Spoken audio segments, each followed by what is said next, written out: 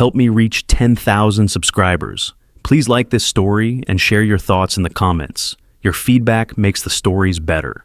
Owen's backyard was buzzing with Denver heat and cold beer when Lisa decided she didn't have a husband.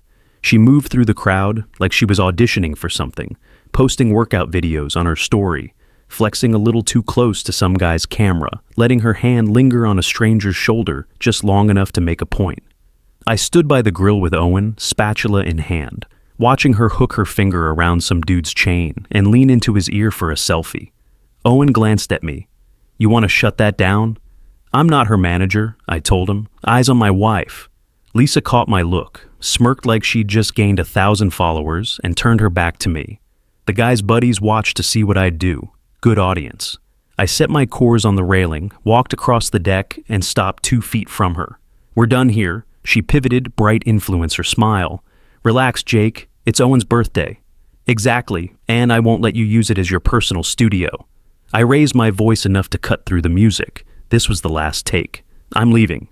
"That's dramatic," she tossed back. "Then remember the scene." I looked at Owen.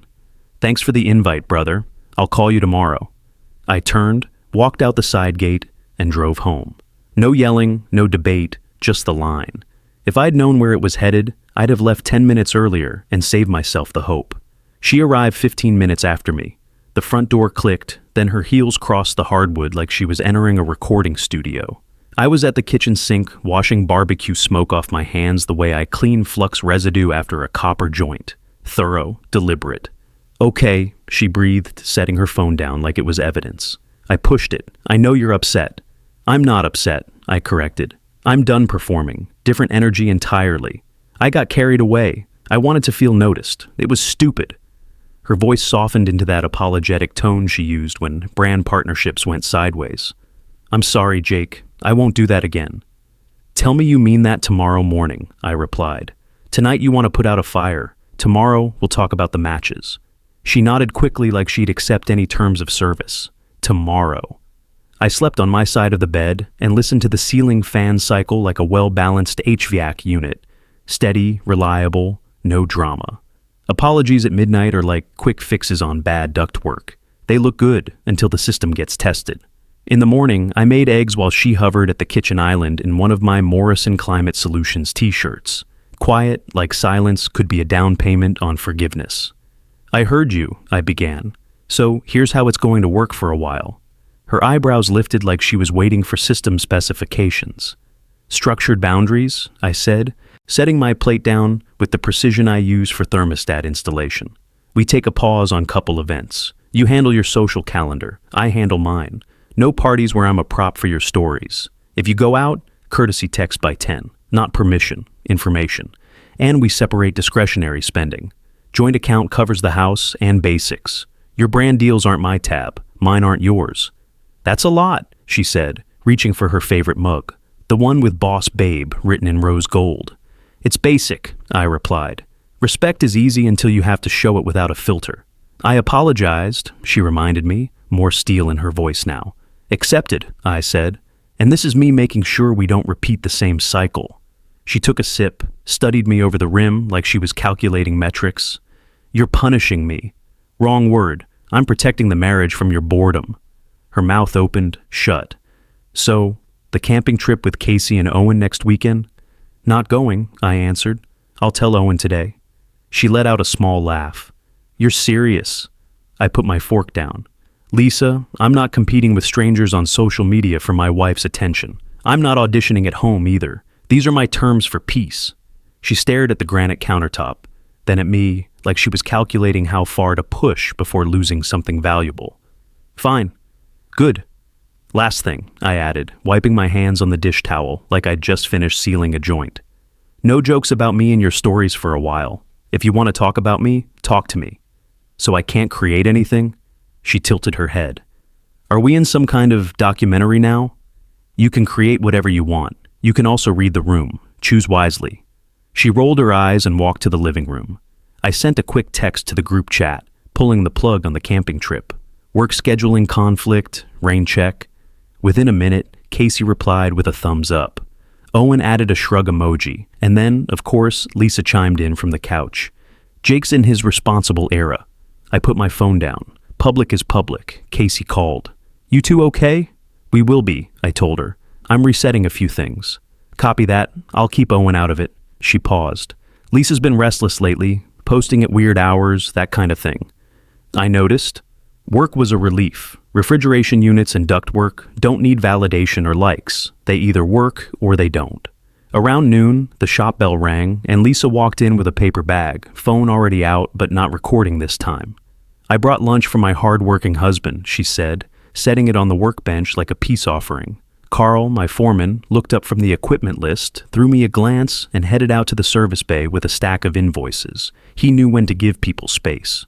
Turkey and avocado, your usual, she said.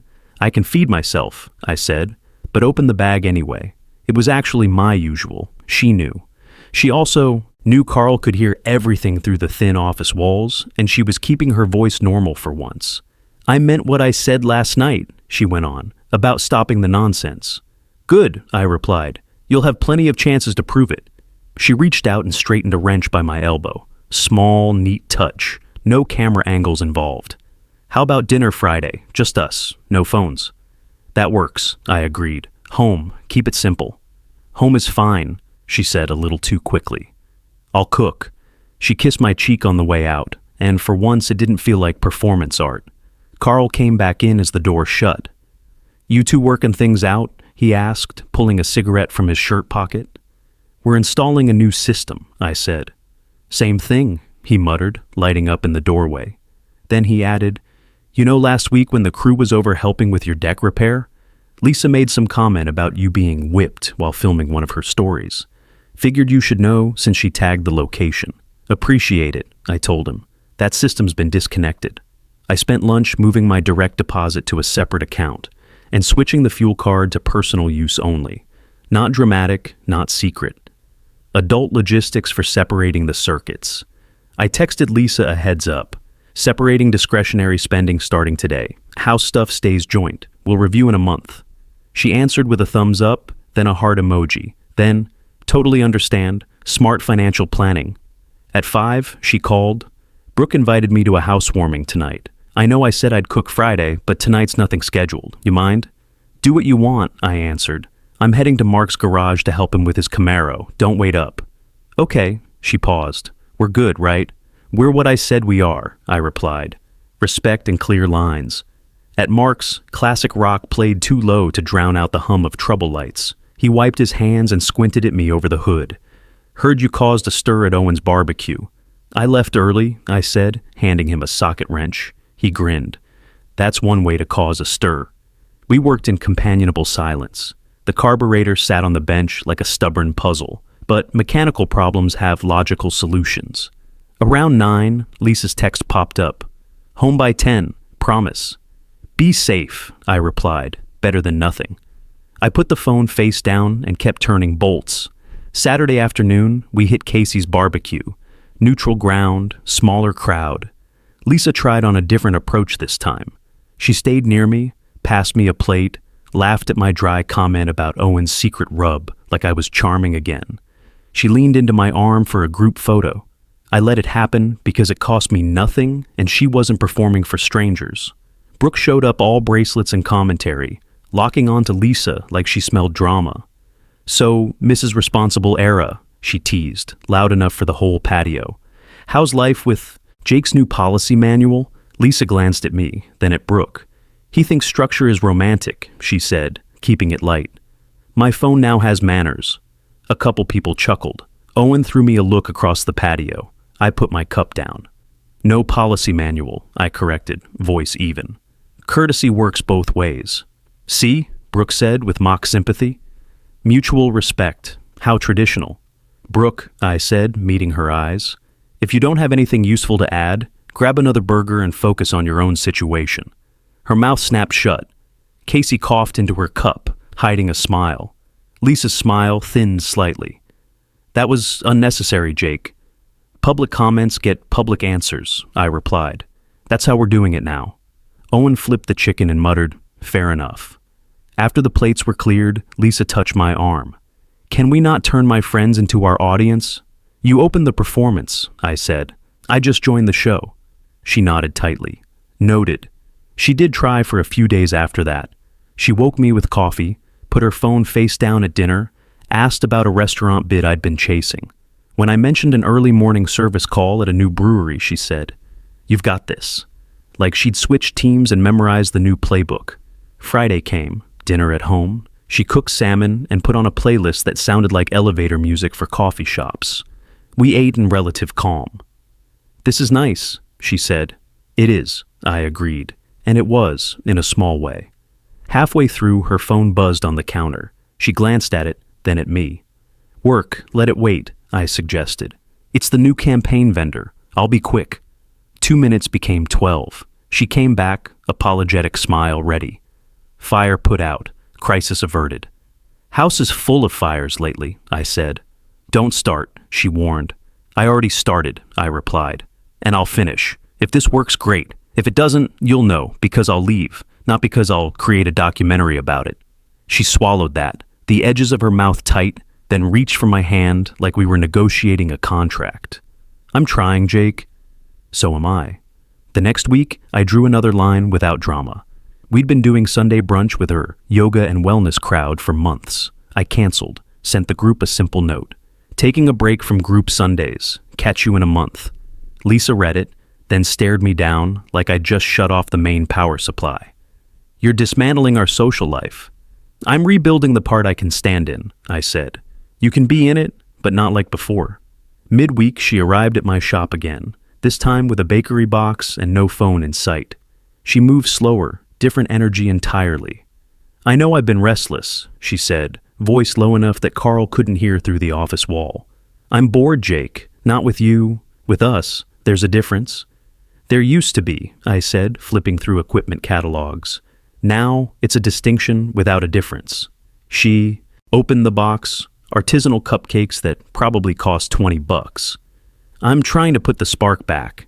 "Good. Keep working on it," I said, and she smiled despite herself. That was her first genuine moment in weeks. The second came quick, louder. Saturday morning, she showed up in the yard wearing my old Broncos hoodie, no makeup, no phone, and helped me install new ductwork in the workshop. She cursed at the equipment when it didn't cooperate, laughed when the drill bit squeaked against metal, and high-fived me at the end like we'd won a small victory. After a shower, she curled against me on the couch for a movie and barely checked her notifications. A different woman all weekend. I didn't trust it completely. I enjoyed it, like you enjoy good weather, grateful for the sunshine, still keeping the storm windows ready. 2 weeks later, Casey hosted a small dinner party, wine and homemade pasta. 6 of us around the table, peaceful until Brooke couldn't help herself.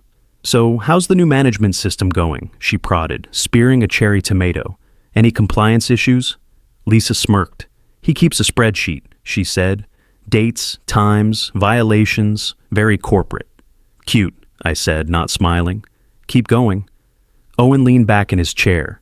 "Maybe pump the brakes, Brooke." She waved him off. "We're fine, right, Jake?" "We're in the testing phase," I said. "Different stage entirely." "God," she laughed. "You're exhausting." "My point exactly," I answered. Silence hit the table like a dropped wrench. It sat there until Casey changed the subject to her garden renovation. Later, in the kitchen, Lisa cornered me by the sink. "You embarrassed me." "You wrote the script?" I answered. "I just delivered my line." She stared. "You really are different now." "Finally," I said. That night at home, she tried charm again, softer this time. She climbed into my lap on the patio chair and kissed my neck like we were filming intimate moments. "I like you when you're stern," she whispered. "I like you when you're genuine," I answered, standing and setting her gently on her feet. "We both have preferences." She rolled her eyes, but she didn't push. For a week, things held steady like a properly balanced system. Then came the Tuesday that broke the last connection. I was on a late job, finishing an installation at a new brewery downtown called Altitude Brewing. The owner, a guy named Martinez who'd left corporate to chase his dream, liked talking about his craft process. The walkthrough went long because he wanted to explain every piece of equipment, from the mash tuns to the fermentation tanks. I texted Lisa at 9:30, running late at the brewery, probably home a little after 10. No response. "Okay, Maybe she was busy with client calls or editing posts for tomorrow's feed. I finished up the final pressure tests on the glycol lines, packed my tools, and drove home through quiet Denver streets. Pulled into the driveway at 10:45, kitchen light off, living room dark, bedroom empty. I set my keys in the bowl, checked the back door out of habit, and finally texted, "Where are you?" Her answer came fast. "I'm not your property. I'll be late. Don't call me." I stood there with the phone in my hand, and something very simple clicked. Not a shout, not a wound, just a switch flipping to the off position, like cutting power to a faulty circuit. I typed, "I'm not your husband anymore. Don't come back." Then I put the phone on the counter like it was a tool I didn't need for the rest of the job. I went to the closet and pulled her suitcases down, blue one, gray one, and started packing.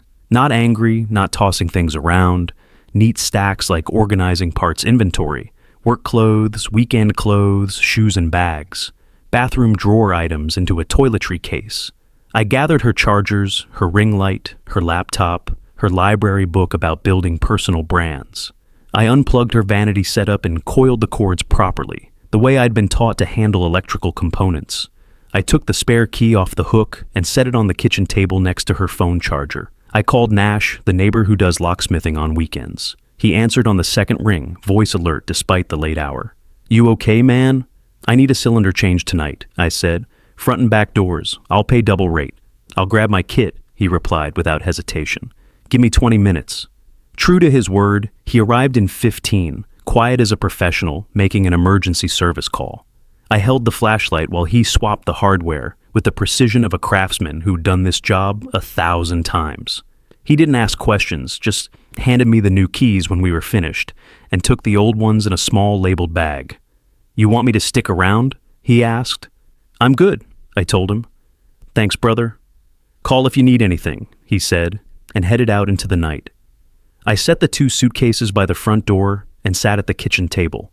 11:29 according to Find My iPhone, a courtesy we'd both agreed to years ago when she was worried about my job sites in sketchy neighborhoods.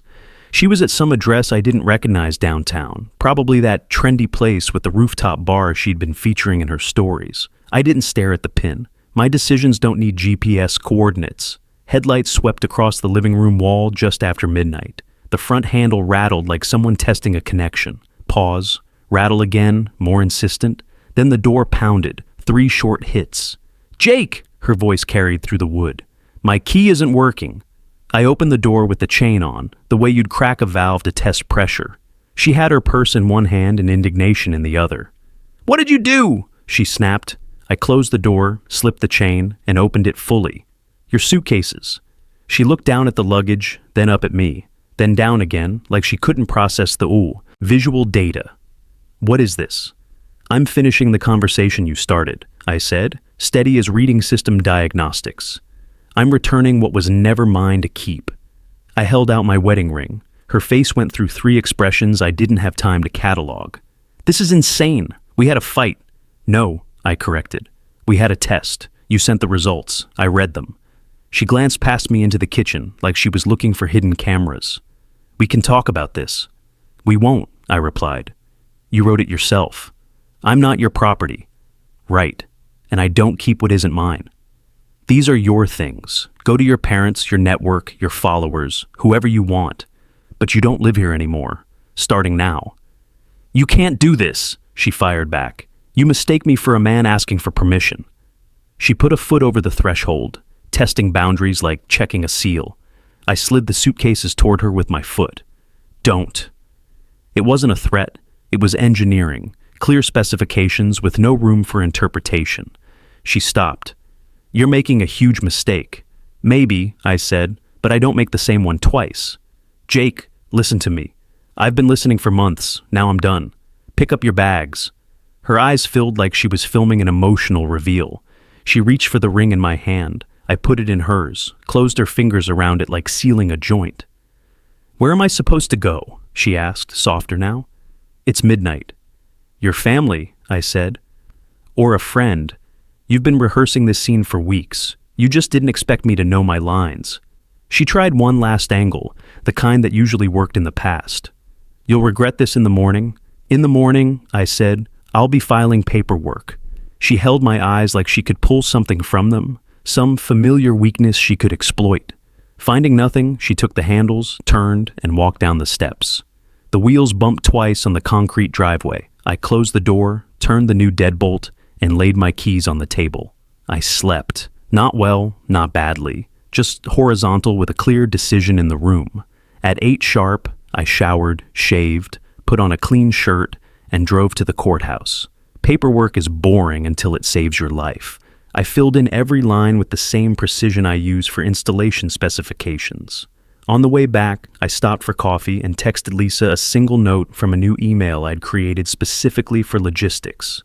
Your remaining items are boxed in the garage, available for pickup Saturday 10-12 or Sunday 2-4. Reply here only. The phone rang 5 times before noon, her number flashing. I let it go to voicemail. She left 4 messages I didn't listen to. Casey texted, "Are you home? What happened? Call me." I answered with, "I'm okay. I made a decision. I'll explain later." At work, Carl watched me measure conduit runs for a new restaurant installation. "You look 10 pounds lighter," he observed, adjusting his safety glasses. 10 pounds clearer, I corrected. "Whatever you did," he said, "you did it clean." That was the plan. Lisa sent an email at 2. "We shouldn't throw away years over one night. I'm sorry for that text. I was angry and posting without thinking. Please meet me somewhere neutral." I replied, "We're not throwing anything away. We're setting it down. Saturday 10-12 or Sunday 2-4 for your remaining things." At 6, Owen called. I answered because Owen deserves straight answers, no matter what. "I heard," he began, his voice careful. "I figured," I said. "You sure about this?" "I'm sure," I replied. I gave her every opportunity. I built a fence around us. She climbed over it for her audience. Silence on the line, then, "You need anything?" "Dinner," I said, surprising myself. "Something stupid and greasy." He laughed once, short and understanding. "On my way." Owen and Casey showed up with takeout bags and quiet faces. We ate at the kitchen island without much conversation. Casey finally asked, "Did she really send that text?" "She sent a message," I said. I sent one back. Then I followed through. Casey rested her chin on her hand. "She keeps calling me." "You can answer if you want," I told her. "Just don't carry messages between us. I'm not negotiating new terms." "We won't," Owen promised, and I knew he meant it. Saturday morning, Lisa's dad pulled up in a pickup truck. He's a decent man who likes fishing and not talking about feelings unless absolutely necessary. He looked at me like he'd seen plenty of young men think they were strong. I looked back like I finally was. "She in the truck?" I asked. "Figured," he said. He nodded at the boxes stacked by the garage door. "This all of it?" "For now," I said. "Rest is in storage. Tools, kitchen appliances, the frame prints. If I missed anything, email works. I'm not playing hide and seek." He took a breath like he wanted to say something about his daughter. "Sir," I cut in respectfully, "I respect you. I won't discuss her with you. I'll carry the heavy boxes and hold doors open. That's it." He studied me for another moment, then nodded once. "Fair enough." We moved the boxes in silence. 2 men who understood that some jobs require focus, not conversation. Lisa stayed in the cab, sunglasses on, not looking up from her phone. Her dad closed the tailgate and stuck out his hand. "Good luck, son." "You too, sir," I said, and meant it. By Sunday evening, my house felt like a place again, instead of a film set. Quiet. I sat on the back deck and listened to nothing important, just the hum of the AC unit cycling properly, the way a well-maintained system should. The sky did what it always does without requiring documentation. The week after, I blocked her number. She found new ones through mutual friends. I blocked those too. She sent emails that I replied to only for logistics, dates, times, receipts for utility splits, forwarding address for mail. I never answered anything. That started with why or please or remember when. Her friends tried interventions through text and voicemail. I didn't make them my problem. A month later, papers arrived back stamped and official. I signed the final signatures with the same pen I use for work contracts. The house stayed with me, the truck obviously. Half the savings account, clean math, like splitting electrical loads. We never had kids, no pets, no shared business ventures. Just a mortgage and habits. Habits are harder to divide than assets, but at least they don't require lawyers. I threw myself into Morrison Climate Solutions the way you'd overhaul an entire HVAC system, thoroughly, systematically. Took the profitable jobs that challenged me, said no to the headaches that paid poorly. Wednesday dinner with Owen became routine. Casey roped me into fixing a shelf that had been crooked for 2 years, and I knocked it out in an afternoon with proper tools and attention to detail. I bought a secondhand smoker and learned it well enough to feed people without poisoning anyone. On Saturdays, I hit the gym early, grocery shopping after, hardware store, with an actual list instead of wandering around hoping inspiration would strike. A quiet life isn't dull if you build it right, like a properly designed climate control system. Efficient, reliable, no unnecessary drama. I did try dating after a few months. Coffee with a nurse named Rebecca, who laughed like she didn't know she was being recorded. Drinks with a lawyer called Amanda, who asked sharp questions and paid for the second round. A hike with a teacher named Sarah, who hated small talk and loved trail maps. Nice women, all of them. Nothing stuck yet, but that's not failure. That's pace, like letting a system reach operating temperature before expecting peak performance. Every few weeks, Lisa tried new approaches. Emails, messages through Brooke, handwritten notes left in my mailbox like we were in some romantic comedy. The tactics changed, but the goal didn't. Pull me back into a place where disrespect felt normal, where I'd perform for her audience again. I ignored it all politely. That's something people forget. You can ignore politely without being cruel. It's just being clear about specifications. I ran into Brooke once at King Soopers. She stared at my cart like my groceries were some kind of confession. So, you're really done? I was done the night she texted me about not being property, I said, loading milk into the cart. I took her at her word. She didn't mean it like that. She typed it. I answered. That's enough communication for me. She shifted tactics, fishing for drama. She's not doing great, you know. I believe it, I said. Choices have consequences, like improperly maintained equipment. Brooke blinked. You're colder than I expected. I'm warmer to myself than I used to be. At the end of summer, Owen and Casey hosted another barbecue. Smaller crowd, no performances. We ate ribs off. Paper plates and told stories that didn't need villains or heroes, just people figuring things out. Halfway through, Casey looked at me over her beer. You good? She asked. I'm better, I told her. You think you'll ever talk to her again? I talked, I said. I finished. Everything after the period is just noise. On the drive home, windows down, my truck felt like mine in a way it hadn't in years. My phone sat silent in the console. My house was exactly where I left it. My bed had 2 pillows and 1 head. Peace isn't dramatic. It's just the absence of performance anxiety. People think a man leaves when he's angry. I didn't. I left when I was completely calm, like shutting down a system for maintenance. Deliberate, necessary, professional. She had told me clearly she wasn't my property. I agreed and returned what never belonged to me. The job of carrying both sides of a relationship alone. I keep my keys on the hook by the door. I make my coffee the way I like it and leave the cup in the sink until I'm ready to deal with it. I answer texts from people who mean their words. I look at women who look back with genuine interest instead of calculating engagement rates. I don't spin stories in my head about someone changing if I just provide enough patience and understanding. I'm done being anyone's supporting character. If the right woman shows up, I'll recognize her.